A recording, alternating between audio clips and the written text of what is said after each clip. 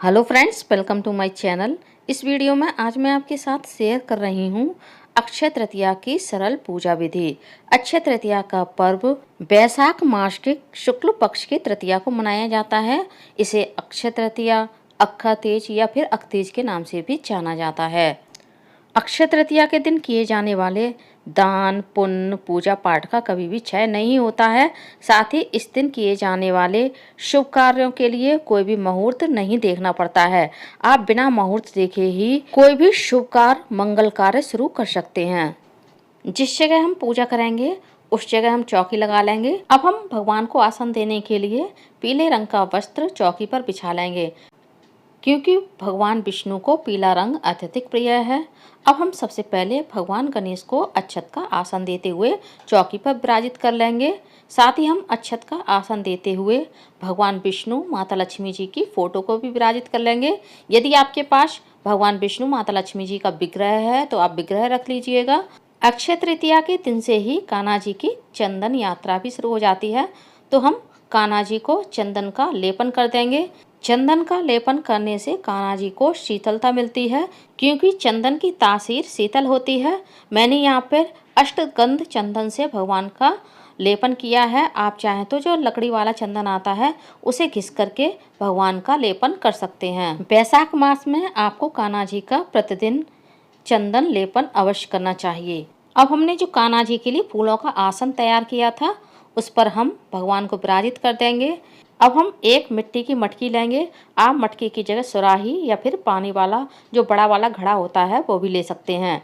घड़े के कंठ पर हमें मौली बांधनी है और चंदन से स्वास्तिक का चिन्ह बनाना है। जैसा कि मैंने आपको बताया कि इस दिन किए जाने वाले दान पुण्य का कभी भी क्षय नहीं होता है, तो ये मटकी हमें पानी भर के दान करनी होती है। चूँकि वैशाख के महीने में बहुत गर्मी पड़ती है, इसलिए इस महीने में अधिक से अधिक हमें जल का दान करना चाहिए। वैसे भी हमारे शास्त्रों में जल का और अन्न का दान सबसे बड़ा दान माना गया है। इस मटकी को हमें शुद्ध पीने वाले जल से भरना है।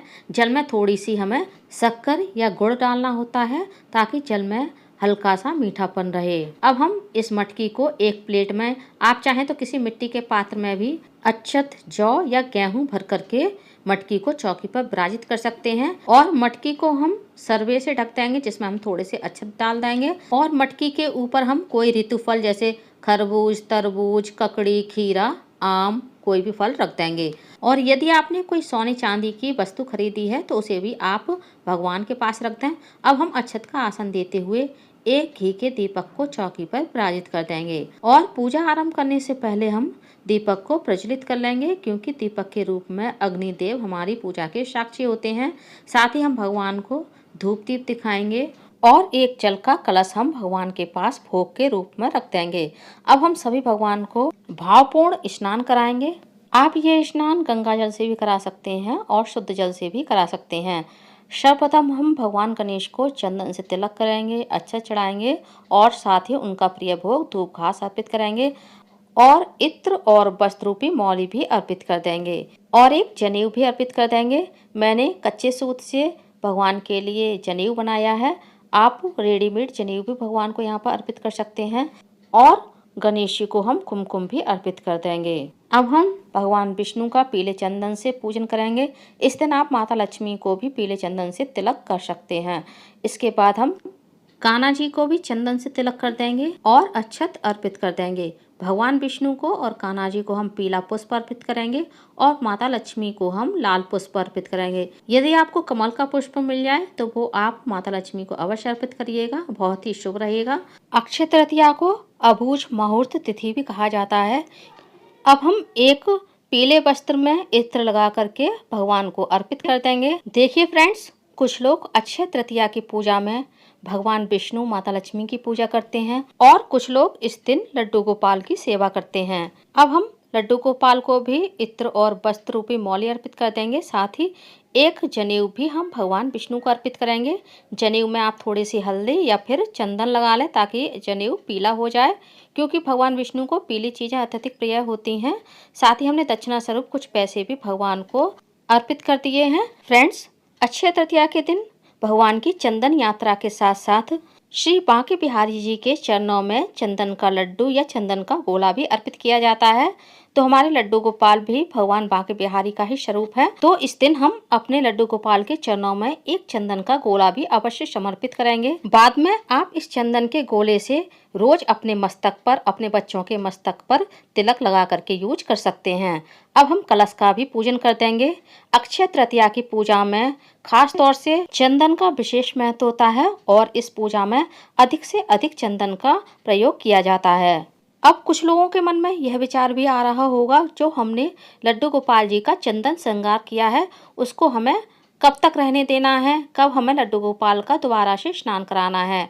तो फ्रेंड्स, आप पूजा के 2-3 घंटे बाद लड्डू गोपाल जी को फिर से स्नान करा सकते हैं। अब हम लड्डू गोपाल जी को तुलसी दल अर्पित कर देंगे, भगवान विष्णु को भी तुलसी दल अर्पित करेंगे। अब हम 1 कटोरी चीनी भी कलश के पास भगवान के सामने रख देंगे और जो हमने जल का अच्छा पात्र रखा है, जब हम किसी को यह दान करेंगे उसी के साथ हमें यह चीनी भी उसे दान करनी है। आप चीनी की जगह गुड़ का भी दान कर सकते हैं। साथ ही हमें चने की दाल, जौ, गेहूं का भी इस दिन अवश्य दान करना चाहिए, क्योंकि जौ, चने की दाल, गेहूं स्वर्ण दान के बराबर ही माने जाते हैं। इस दिन आपको मौसमी फल, खीरा, तरबूज, खरबूज, ककड़ी, आम का भी दान करना चाहिए। और जो भोग के लिए हमने खीर बनाई है उसको भी हम भगवान के सामने रख देंगे। साथ ही फलों में हमने खरबूज और अंगूर लिए हैं, उनको भी हम भगवान के सामने रख देंगे। इस दिन सत्तू के दान का और सत्तू का भगवान को भोग लगाने का भी विशेष महत्व होता है। तो आप सत्तू का भोग भी अवश्य लगाइएगा इस दिन और दान भी कीजिएगा। अब हम सभी भोग में तुलसी दल डाल देंगे। गणेश जी के भोग में तुलसी दल नहीं डालेंगे, इसलिए हमने गणेश जी को अलग से भोग लगाया है।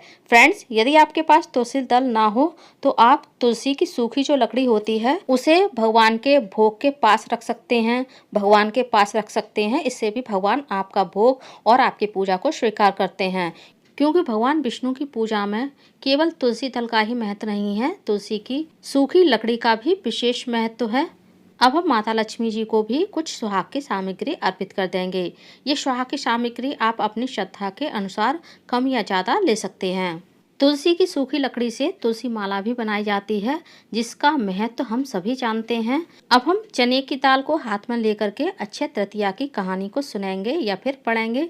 जब हमारी कथा संपूर्ण हो जाएगी तो इस चने की दाल को हम भगवान के चरणों में अर्पित कर देंगे। अब हम भगवान की आरती करेंगे। मैं कपूर से आरती कर रही हूँ, आप ये आरती घी के दीपक से भी कर सकते हैं। इस दिन आप अखंड ज्योति भी जला सकते हैं, जिसका आपको अच्छा फल प्राप्त होगा। अक्षय तृतीया के दिन से ही भगवान केदारनाथ के और बद्रीनाथ के कपाट भी खुल जाते हैं। तो आप इस बात से समझ ही चुके होंगे कि अक्षय तृतीया का कितना विशेष महत्व है। अब हम आरती भगवान को देंगे और आरती का हम शीतलीकरण कर देंगे। उसके बाद हम स्वयं आरती लेंगे और अपने परिवार के सभी सदस्यों को आरती देंगे।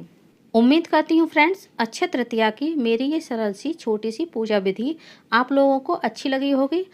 आपको मेरा ये अक्षय तृतीया का वीडियो कैसा लगा कमेंट्स करके जरूर बताइएगा। और यदि आप मेरे चैनल पूनम की आस्था पर पहली बार आए हैं तो प्लीज़ चैनल को सब्सक्राइब कर लीजिए।